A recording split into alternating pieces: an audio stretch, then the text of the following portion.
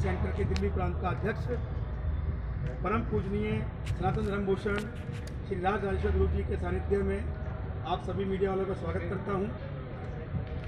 और गुरु जी इंटरनेशनल सिद्धाश्रम शक्ति सेंटर के अध्यक्ष हैं और सनातन का पूरे विश्व में प्रचार प्रसार की ध्वजा उठाकर पिछले 20 वर्षों से अधिक समय से प्रयासरत हैं। और उनके प्रयासों से ही यूके में, यूएस में और 15 कंट्रीज़ में चैरिटी का काम, सनातन का काम बढ़ाने का कार्य किया जा रहा है। इसी तत्वधान में सनातन की जोत जगाते हुए परम पूजनीय बागेश्वर बाबा जी का कार्यक्रम हमारे परम पूजनीय राज राजेश्वर गुरु जी सिद्धाश्रम शक्ति सेंटर के द्वारा दिल्ली में लेकर आए हैं, जिसकी सूचना आप सबको मिल चुकी है।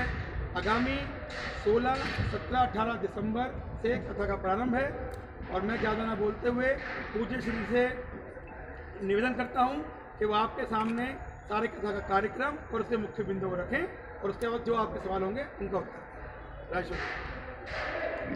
सभी को सीताराम।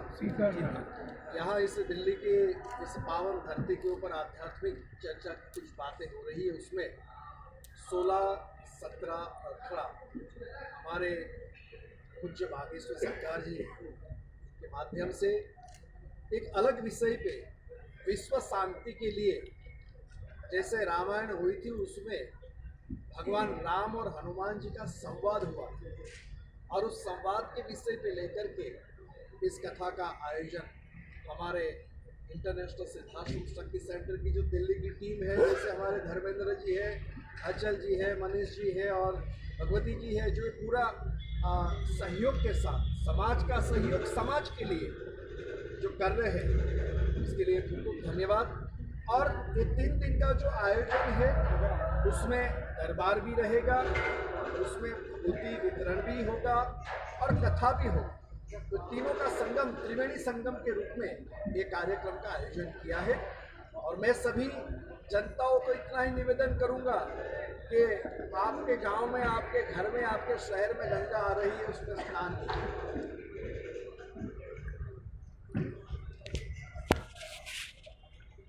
विश्व शांति के लिए, मतलब पूरे विश्व की शांति के लिए करवा रहे हैं या कुछ और? ईस्ट दिल्ली में पहले भी हुआ था, कुछ और विशेष प्रयोजन है इस कथा का?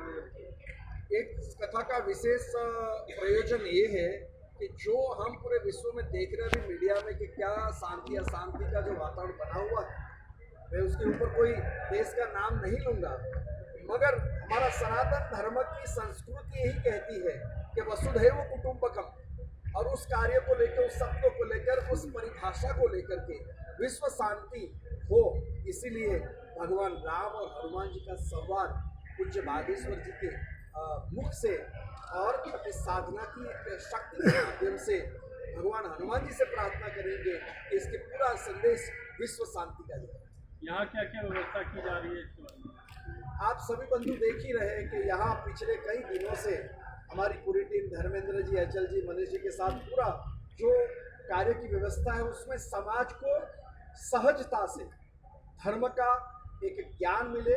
दूसरी व्यवस्था यहाँ अन्नपूर्णा की व्यवस्था भी की है। यहाँ जो भी भक्त आएंगे उनको सत्संग मिलेगा, साधना मिलेगी, संस्कृति मिलेगी और तीनों के माध्यम से विश्व शांति के लिए एक सभ्यता प्राप्त होगी। सर, परिसर की सुरक्षा व्यवस्था पर टिप्पणी। सुरक्षा व्यवस्था के ऊपर आप देखो, यहाँ के जो लोकल प्रशासन, पुलिस हो, अन्य अधिकारी हो, पूर्ण रूप से लगे हुए हैं। श्रद्धा, विश्वास और समर्पण तीनों भावना से कर रहे हैं और इसके लिए उस कार्य को देखते हुए मुझे अत्यंत खुशी इस बात की है कि सब साथ मिलकर कार्य कर रहे हैं। सर, एक चर्चा ये भी चल रही है कि बागेश्वर बाबा हो सकता है कि 2024 के अंदर चुनाव होने वाला लोकसभा, उसके भाजपा से उम्मीदवार हो सकते हैं इस दिल्ली में, जैसे बाबा महेशगिरी थे, ऐसा भी कुछ है? ऐसा हमारे पूज्य भाई श्री ने कभी सोचा नहीं है और उनको बार बार कहते हैं कि मुझे आध्यात्मिक जगत के जो नाव में मैं बैठा हूँ उसी नाव में मैं चल रहा हूँ, आगे ईश्वर की इच्छा जो कराएंगे वो करूँगा। पंडाल कितने कैपेसिटी? पंडाल की व्यवस्था यहाँ करीबन 1 लाख लोग यहाँ आए, उनकी व्यवस्था, उनके भंडारे की व्यवस्था, आने जाने की सुरक्षा, ये सभी व्यवस्था यहाँ की। कार्यक्रम की शुभारंभ कलश यात्रा से होगी क्या? कलश यात्रा से शुरुआत, जो हमारे सनातन धर्म की संस्कृति का प्रथम स्टेप यही है कि शोभा यात्रा से शोभा बढ़ेगी हमारी। ठंड का गुरुजी, ठंड का मौसम है, कई लोग रात को भी रुकेंगे, तो उनके लिए व्यवस्था ठीक है, खाने की तो आपने व्यवस्था कर दी। इसीलिए यहाँ या पांडाल में देखोगे तो नीचे वुडन का फ्लोर की व्यवस्था की है, ठंड की वजह से। नहीं तो ये और खर्चा हमारी टीम को करने की क्या व्यवस्था है? समाज को सहज और सुलभ प्राप्त हो, हमारी संस्कृति, इसीलिए व्यवस्था की।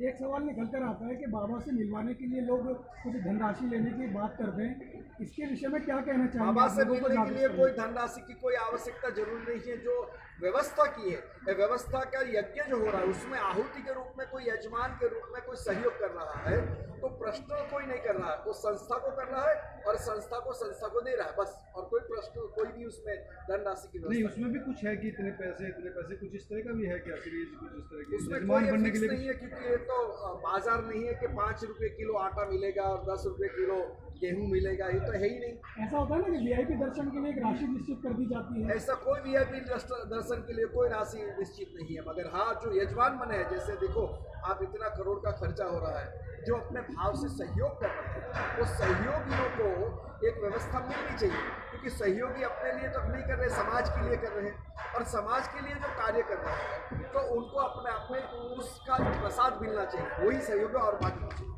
सर, बाबा बागेश्वर हिंदुत्व का चेहरा है और भाजपा के पक्षधर हैं। दिल्ली के अंदर बीजेपी कई सालों से सत्ता के लिए तरस रही है, दिल्ली सरकार में। क्या बाबा बीजेपी की पर्ची भी निकालेंगे, कुंडली?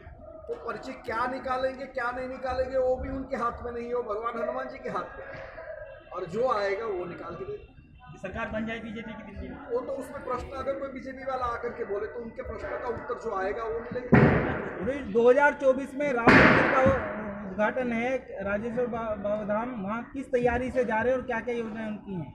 वहाँ की तैयारी तो बाबा जी बताएंगे अपने प्रवचन में, अपने कथा में, अपने दरबार में, और उसी तैयारी को लेकर के सबको, उनका तो उद्देश्य यही होता है कि सब सुखी रहे, सब आनंद में रहे, और हनुमान जी की कृपा सबके ऊपर है।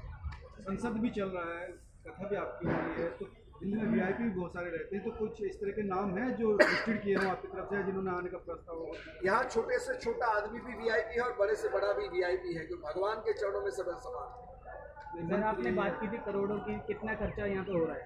करीबन 4 करोड़ का खर्चे से पूरा तैयारी हो रही है। उसकी व्यवस्था कैसे की गई? उसकी व्यवस्था हमारे जितने भक्त लोग हैं, जितने सहयोगी, जितने टीम मेंबर्स हैं, वो अपने अपने निकाल करके समाज के लिए कार्य कर रहे हैं। बाबा जी जो आ रहे हैं उन्होंने कुछ चार्ज वगैरह लिया है क्या? वो कभी चार्ज नहीं लेते। अपने धाम के लिए जो अन्नपूर्णा व्यवस्था चलती है, उस अन्नपूर्णा व्यवस्था में सहयोगी के रूप में जो उनको देना है वो करते हैं।